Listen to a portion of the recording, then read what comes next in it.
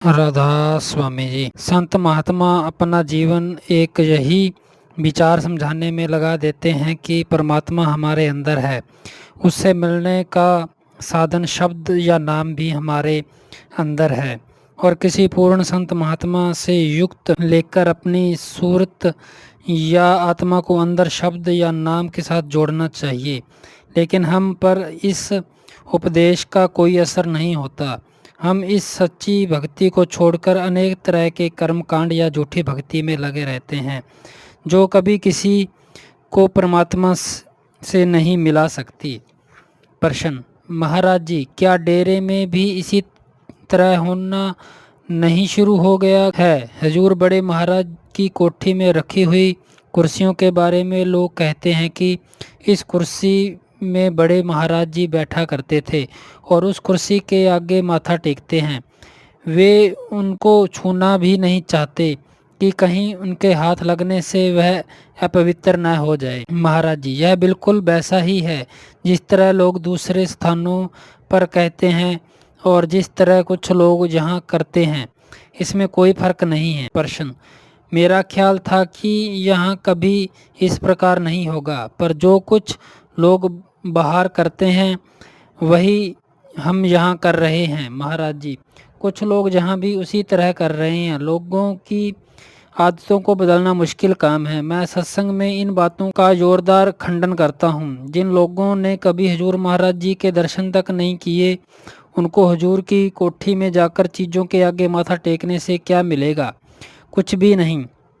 जिन सत्संगियों ने हजूर महाराज जी से नाम लिया था उनकी बात अलग है। उन्होंने अपने सतगुरु के दर्शन किए हैं। उनके हृदय में उन स्थानों के साथ महाराज जी की यादें जुड़ी हुई हैं जहां महाराज जी उठते बैठते थे और उनके साथ बातें करते थे। उन चीज़ों और स्थानों की याद और आदर उनके हृदय में प्रेम और श्रद्धा जागृत करते हैं। उनके इन चीज़ों के प्रति भाव किसी हद तक समझे जा सकते हैं, लेकिन जिन लोगों ने हजूर महाराज जी के दर्शन तक नहीं किए उनके लिए यह कोठी ईंट पत्थर से अधिक कुछ भी नहीं है। प्रश्न, यह कोठी एक म्यूजियम या क्या संग्रहालय का रूप ले सकती है, जिस प्रकार अमेरिका के राष्ट्रपति का घर या इस प्रकार के अन्य स्थान हैं?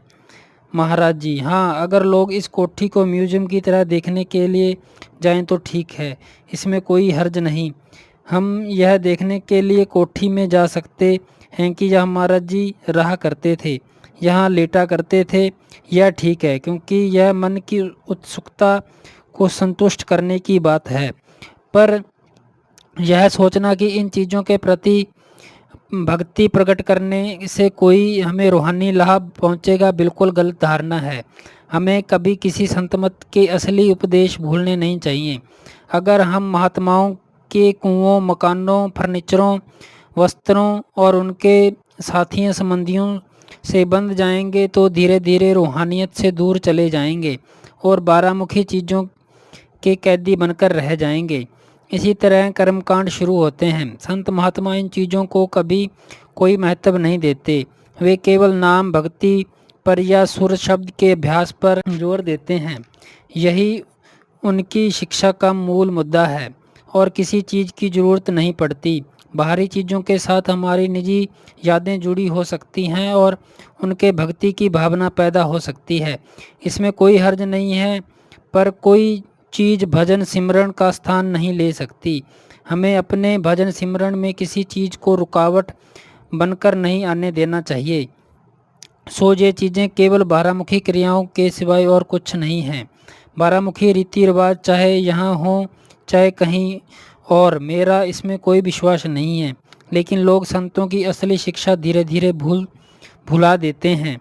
प्रश्न, असलियत तो तोड़ मरोड़ कर हमेशा पेश करना कोई बहुत मुश्किल नहीं होता। महाराज जी, हाँ, असलियत को तोड़ जोड़ कर पेश करना आसान होता है।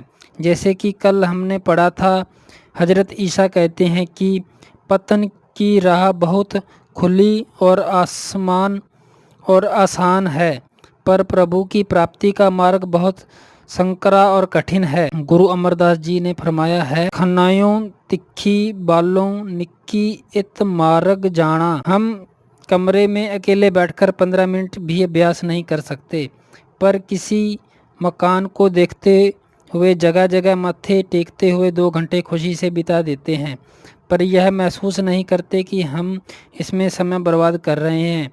लेकिन चुपचाप बैठकर अंदर ध्यान एकाग्र करने को हम समय नष्ट करना समझते हैं।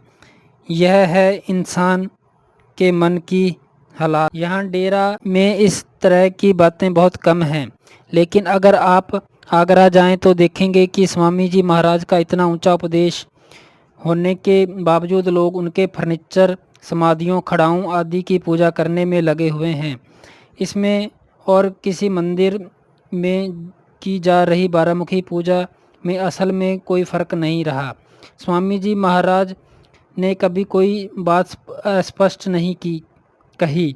उन्होंने हर बात बड़ी साफ और ज़ोरदार ढंग से कही है, पर उनके जाने के केवल 100 साल बाद लोग उनका उपदेश भूल गए। जिन चीज़ों से उन्होंने निकालने की कोशिश की थी उन्हीं में फंस गए। संत मत में किसी तरह के कर्मकांड या रीति रिवाज की कोई गुंजाइश नहीं है। लोग समझते हैं कि शायद मेरे पीछे दौड़ने से या मुझसे कई बार राधा स्वामी कहने से उन्हें कोई खास रूहानी फ़ायदा पहुंचेगा। यह सिर्फ उनके मन का धोखा है। उन्होंने इससे क्या मिल सकता है? मेरे हाथों कपड़ों को छूकर या जिस जगह से मैं निकलता हूँ उसकी मिट्टी माथे पर लगाने से किसी को कुछ नहीं मिल सकता। जो कुछ भी किसी को मिलेगा भजन सिमरन से मिलेगा, सेवा या सत्संग से मिलेगा।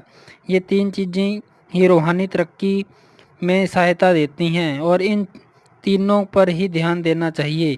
या संगत में जाना चाहिए, या सेवा में लगे रहना चाहिए, या भजन सिमरन में ध्यान देना चाहिए। ये ही हमारी रूहानी तरक्की के असली साधन हैं। पर मन हमेशा रीति रिवाज और बारामुखी साधनों की ओर दौड़ना पसंद करता है। यह सब समय और शक्ति को बर्बाद करना है। प्रश्न: कई बार मेरे मन में ख्याल आता है कि सेवा करने से मुझे कुछ प्राप्त हो रहा है। लोग कहते हैं कि सेवा से एक प्रकार की दया मेहर मिलती है, मानो यह एक तरह की दुकानदारी हो कि 2 घंटे सेवा की और 4 छंटाक दया मेहर मिल गई। महाराज जी, सेवा ही नहीं भजन सिमरन भी कभी सौदेबाजी के भाव से नहीं करना चाहिए। सेवा या भजन सिमरन करने का यह मतलब है कि हमने इतना समय लगाया है सो हमें इतना फल मिलना चाहिए। प्रश्न: पर बहुत से लोग सजा के डर से या फल के लालच से भक्ति करते हैं। कम से कम सेवा में मेरा तो जरूर से ही यही भाव रहता है। महाराज जी, नहीं, बिल्कुल निष्काम भाव से करनी चाहिए। इसमें कभी डर नहीं होना चाहिए कि सेवा नहीं करेंगे तो किसी तरह की सज़ा मिलेगी। हाँ, सेवा करने से रात को नींद ज़रूर अच्छी आएगी। स्वास्थ्य ठीक रहने के लिए डेरे में हम और कौन सा काम कर सकते हैं? लोग न तो सैर के लिए जाते हैं, न ही व्यायाम करते हैं, न तो यहाँ टेनिस खेलने का प्रबंध है और न ही किसी दूसरे खेल कूद का। सेवा हमारा खेल भी है और दिल बहलावा भी। यह हमारा व्यायाम भी है जिसकी हर तंदुरुस्त व्यक्ति को ज़रूरत है, इसलिए सेवा करना अच्छा है। प्रश्न: महाराज जी, आपने बताया था कि एक बार संगत को आप अपनी और दर्शन के लिए दौड़कर आते देखकर हुजूर महाराज जी ने भाई शादी से कहा था कि इन लोगों का यह प्यार और सतगुरु की ओर दौड़कर आना ही उन्हें वापस कुल मालिक से मिला देगा। महाराज जी, हाँ, यह ठीक है, पर कुल मालिक से मिलाने वाली चीज़ प्रेम है, दौड़ नहीं। प्रश्न: कई बार लोग प्रेम से प्रेरित होकर सतगुरु के पीछे दौड़ सकते हैं। महाराज जी, प्रेम को पचाया भी जा सकता है, प्रेम का भाव दिखावा भी किया जा सकता है और प्रेम का अंदर ही अंदर अनुभव भी किया जा सकता है।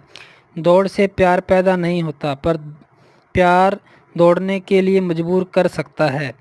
यहाँ डेरे में भजन सिमरन और अन्य रूहानी बातों के सिवाय और क्या है? सो बिना काम के मनुष्य दिन भर क्या करे। अगर सेवा और सत्संग न हो तो अभ्यास में सत्संगी कितने समय बैठ सकता है। दिन भर में अभ्यास में 2-3 घंटे बैठा जा सकता है। उसके बाद अंदर दम घुटना शुरू हो जाता है और मनुष्य दरवाज़ा खोलकर बाहर भागने के लिए तैयार हो जाता है।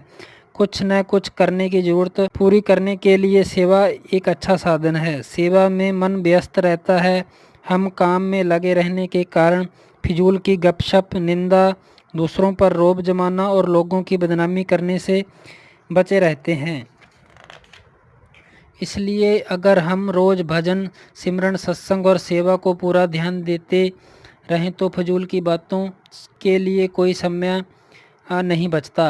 सवेरे के 3-4 घंटे भजन, सिमरन, नहाने धोने, कपड़े आदि पहनकर तैयार होने और नाश्ता करने आदि में आसानी से बीत जाते हैं। इसके बाद सेवा शुरू हो जाती है, जिसके ख़त्म होते ही आप जल्दी से सत्संग में जाते हैं और सत्संग के बाद आप यहाँ आते हैं और फिर यहाँ जाकर कॉफ़ी आदि पीते हैं। कुछ ही देर बाद दोपहर के खाने का समय हो जाता है और खाने के बाद आप कुछ ही देर धूप में बैठते हैं कि शाम की सेवा की घंटी बज जाती है। सेवा से वापस आकर नहा धोकर और शाम का खाना खाकर आप संगत के लिए गेस्ट हाउस की मीटिंग हॉल में आते हैं। अगर हम व्यस्त रहें तो प्रसन्न रहते हैं। अगर 2-3 घंटे खाली बैठे रहेंगे तो आमतौर पर गपशप करते रहेंगे, एक दूसरे की बुराई करते रहेंगे, क्योंकि और कुछ करने को नहीं होगा। सत्संगी को समय का सदुपयोग करना चाहिए। राधा स्वामी जी।